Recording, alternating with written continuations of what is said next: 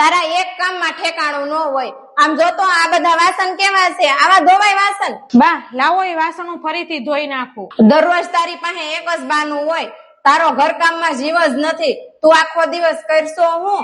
બા આ બધું કામ તમે મને પ્રેમથી શીખવાડશો ને તો ધીમે ધીમે આવડી જાહે. આવડી હું જાય તંબુરો? તારા બાપને કેજે એક અહીંયા કામવાળી મૂકી જાય. મારા ઘરમાં આવું ગોબરું કામ નહીં હાલે. અય ભાગ્યવાન, તને એક વાત કહું? હા કયો? તું રોજ આપડા દીકરાની વહુને વાતે વાતમાં ખીજાયા કરશો, પણ આપડા ગઢપણમાં ઈ જ આપડી સેવા કરશે. તમારી વાત હાચી છે, હું રોજ બહુ મોટી ભૂલ કરું છું. અને એક બીજી વાત સાંભળ, દીકરી જયારે હાહરે જાય છે ને, ન્યા એના હાહુ અને એના હાહરા ઈ જ એના મા બાપ હોય છે, પણ તારી જેવી હાહુ એને દીકરીની જેમ નથી રાખી શકતી. બા તમે રોમાં સાના રહી જાવ.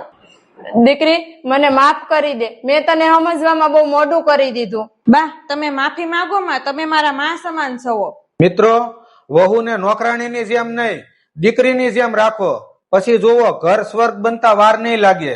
અને જો તમને અમારો આ વિડીયો ગમ્યો હોય તો એક લાઈક કરો અને એક શેર જરૂર કરજો.